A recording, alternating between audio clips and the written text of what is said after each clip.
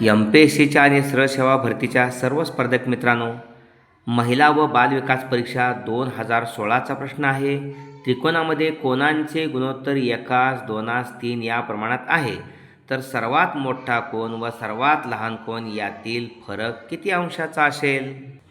त्रिकोणांच्या कोनांचं गुणोत्तर 1:2:3 आहे. त्रिकोणाच्या 3 कोणांच्या मापांची बेरीज 180 अंश असते. त्यामुळे x 2x आणि 3x मानूया. 3x 2x आणि 1x 6x. त्रिकोणाच्या 3 कोणांच्या मापांची बेरीज 180 अंश असते. त्यामुळे 6x बरोबर 180, x बरोबर 180 भागिले 6. 6 त्रिक 18, 6 0 0. या ठिकाणी पहिला कोन 30 अंश, दुसरा 3 दुनी 60 अंश आणि तिसरा 90 अंश.